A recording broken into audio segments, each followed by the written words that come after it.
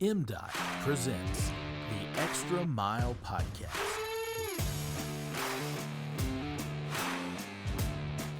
Welcome into another edition of the Extra Mile Podcast. I am Will Kraft, the Public Affairs Division.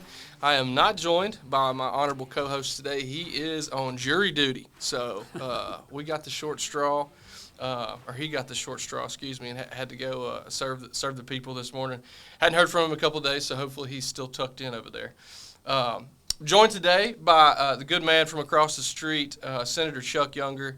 I know most of you, he's no stranger to you. He's the chairman of our Senate Highways and Transportation Committee, representing District 17 at Lowndes and Monroe counties. Is that all of your counties? And a little bit of Octibahaw. Okay. Funny enough, this has been 2 or 3 times this year. We've got to get the legislative website updated. We're missing some.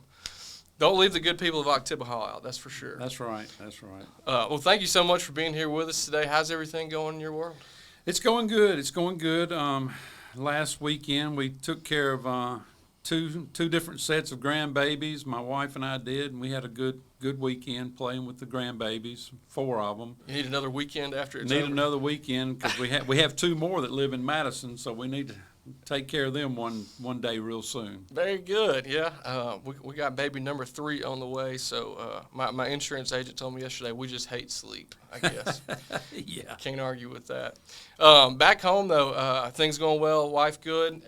Everybody's good. My wife works for Congressman Kelly, so she stays busy, and every now and then we can help each other, with Fed problems and state problems. So she calls me sometimes, and I call her, or either I'll just send somebody her way and give her a warning. It's good to have somebody on the inside there. That's right. That's right. How about the storm? I know we've probably talked ad nauseum about Winter Storm Fern and its impacts across Mississippi. Did you guys get much of that? We missed it. We were very blessed in missing it, and I was feeling I was praying and feeling so sorry for the folks up north. Oh, yeah. Because I was staying in touch with Senator Whaley and Senator Parks, and I just knew how bad they were suffering. Just the horror stories of what they were going through without electricity, without water. Yeah. A lot of the I'm on a water board where I live. It's Prairie Water Association, and you got to have. People don't understand it when they pay their bills for water. It's to keep the infrastructure going. Yeah. And we have generators for each one of our wells where our tanks are, where we live, and a lot of those rural water associations up there didn't. And when they didn't have water, everything froze, and when they got the water back going, leaks in all these houses. I guess plumbers are making a fortune in Oxford right now. They could be. I just hate it for Oxford and all of North Mississippi. Oh, yeah. We went to a wedding to Nashville last week, and all the trees that were just 3/4 of the way up, and then the top's out. And just devastation. Awful. So it's unlike anything I've ever seen. And again, I know I'm probably repeating myself from the last couple of weeks here, but I've been through a decent tornado. I was in Hattiesburg when that tornado hit and tore our house and neighborhood all to pieces. I was pretty young when Katrina happened, but this winter storm, I'd never, realized or thought that just cold could do that much damage. Oh boy, bad. Just the freezing rain. Yeah. That's it. And again, to repeat myself a bit, but we have begun that cleanup process. It is a little bit of a slow pace. But rest assured, MDOT and the MEMA, the forces out there, the governor's office, everybody's working full speed trying to get those numbers. You got to get everything quantified and organized, get that refund, get some of that money back in. Just bear with us. I'm sure there's probably plenty of trees still out around your place. Well, like I said, we were fortunate. We didn't get the freezing rain. Oh, that's right, true. Yeah. Well, so. Yeah, the MDOT workers and then the electric co-op workers just, they were working through pure hell. Absolutely. So a point that was made during some of these conversations, I didn't think about, you got some trees falling and you have some power lines down. Well, you had a mixing of a lot of that where you had trees tangled up in active power lines. So, you kind of had to wait, chicken before the egg, which one to go first, cut the power off, then move the tree. Oh, yeah. I mean, Yeah, a bind, no doubt. Oh yeah, and then it stayed cold for so long. They couldn't get any relief from thawing. Yeah. I think it was 9-10 days maybe. That's right. I mean, those were pretty chilly. I can deal with cold or I can deal with rain. I don't want cold and rain. That's right. And that's what we had, no doubt. Well, good. Glad to hear you guys missed the worst of that. And certainly our thoughts are still with all the folks up north. I know that everyone's not out of the woods yet. I think probably everybody's power's back. I don't know for sure, but we're still thinking about you folks up there, no doubt. Yeah. Switching gears a bit here, legislative session. No surprise, again, rocking and rolling. 2+ months in now. Only a few more weeks to go, really. It seems like it's kind of flown by. Well, I sure hope it keeps on flying. There's still much left to do. We've got the appropriations and a lot of the revenue bills still to finish up. But we have had some great things happen already, specific to MDOT. One of those, lottery bill, which you worked on. Yeah. Tell us a little bit about that. Well, Steve Massengale and I, he passed one on his side and I passed one on my side, but we went with Steve's because Steve's had the in-casino betting where they were getting Right. the money to all of that going to MDOT. That's right. So we went with his bill and passed it in the Senate, and the governors signed it. Of course, that was getting rid of the sunset That's right. on the lottery, $80 million, and then the rest goes to education. I wish it all would have gone to MDOT, but We wouldn't mind. anyway, we did get that passed, and we'll just see what the future holds. Very grateful for that. No, certainly that is a fight to be had. The education, portion of that's pretty important. I get it. We're not coming after it. But yeah, if things ever change, we certainly wouldn't turn that additional 80 away. I'm sure. Yeah. But no, it's a big deal. I mean, it's a great thing for us, able to forecast that revenue. It's what we've talked about over and over again, having forecastable, dedicated revenue that not only MDOT, but the construction forces out there can look at and plan for. Right. And of course, we confirmed the director of MDOT. That's right. Our hero, Brad White. Number 2, absolutely. Oh, man, I tell you, it's great to know that Brad's over MDOT. All his connections with Washington, getting the federal match money, he's on top of it. Absolutely. No, we do appreciate and love Brad around here. And I will say, I mean, to be honest, as good of a leader as he is for MDOT, he is an even better boss and fellow to work for. I think that everybody here in this building appreciates him. And truthfully, you've heard it, he's only a phone call away. I mean, that dude maybe is available at his own detriment sometimes. He's ready to help and lend a hand or lend an ear at any moment. He sure is. He's a good friend. We appreciate him, no doubt. And then it's something that goes back to, I guess, maybe when I first got here, working on transparency and accountability. I don't know that there was ever a lack of that here, but that's something he's really focused on. And I think by all accounts, I think everyone agrees there's been lots of improvement there. Yes. We're transparent. A lot of oversight goes into things, no doubt. We appreciate Brad. Sort of looking ahead here, and again, thank you. Celebrate that confirmation. But sort of looking ahead, our big babies, if you will, kind of two things: the appropriations bill and the capacity bill. Anything you're hearing on those two? Just we've talked about it in the Senate. Of course, we passed our version. That's right. For the capacity bill for Madison. And then I think the next year it would be going to DeSoto County. Then it would go to the coast, and then the fourth one, 25, into Flowood. We passed our appropriations for that, and it's in the House, and I don't know how, I'm not in the House, but I do go visit every once in a while, but hopefully they'll get it passed, and we'll get going. I know, and you don't run to the other end of the hall and tell them how to. No, do things. I don't tell them anything. I do have some. I do buy them packaged peanuts every year, so I've got some in the back of my There you car. go. I'm trying to bribe them with peanuts, but Do what you can. yeah. Tough times out there. yeah, give them a bunch of goobers. Yeah, that's right. We'll take it, whatever. But Steve and I work real well together. Chairman Steve Massengale, he's a good guy and good friend, and we try to stay in contact as much as possible to We don't have any problems. It's Sure. it's some of the other things that go about. Education is one of them.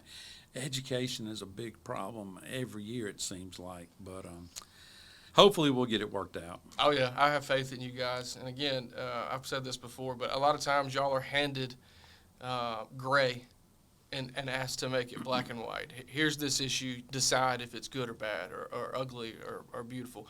And that is a lot easier said than done. It is. And a lot of times you're faced.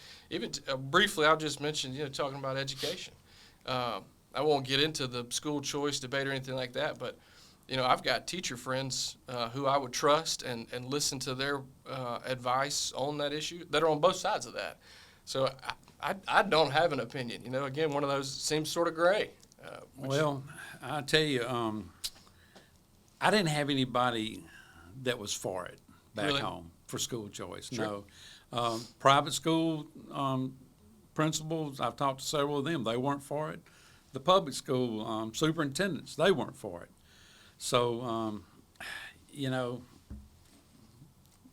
why argue? Sure, and look, hey, that's why you're sent to Jackson, right, to vote for the conscience of your people that elected you. So, I think you're doing a great job. You're doing what you've been asked. Well, I try to do what my constituents want, and if they need help, whether they're Democrat or Republican, That's right. I help them. Try to help them as much as possible. Sure. Sometimes it's a phone call that'll help them, and sometimes you can't help them. But anyway, you're always out there and you're trying to do the best for them. That's right. And I'm assuming that issue is not going away, so we'll have plenty of time to opine and see what the next iteration is next year.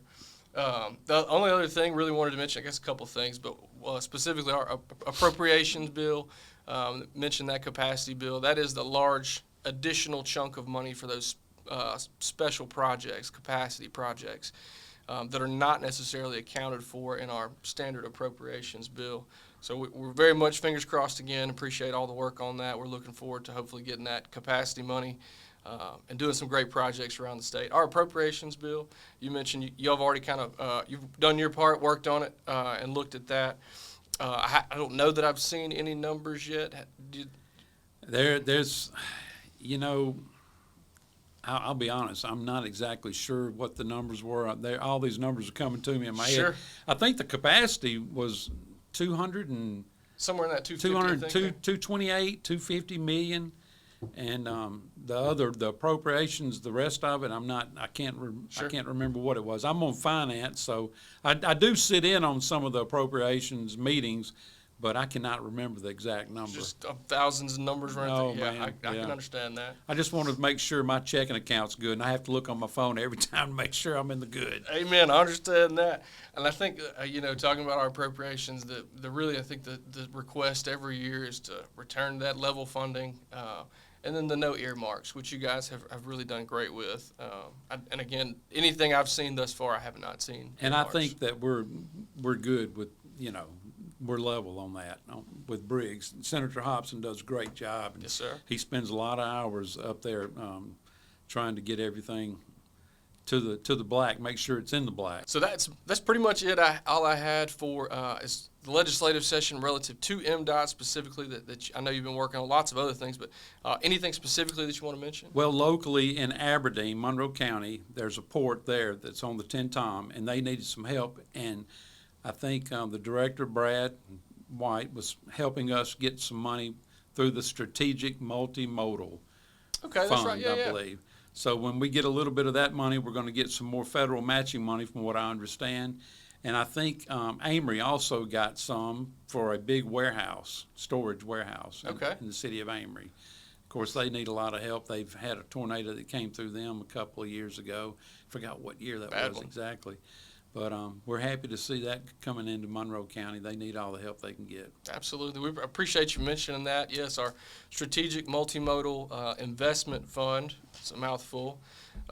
It's a relatively new product with MDOT that the state legislature funds every year, and we're able to take those state dollars and leverage sometimes almost tenfold or more in federal dollars and bring that back.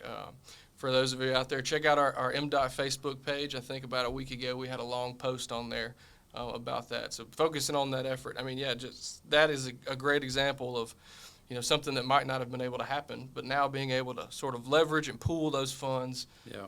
Now you got a great project going up there. Sure is. Appreciate that.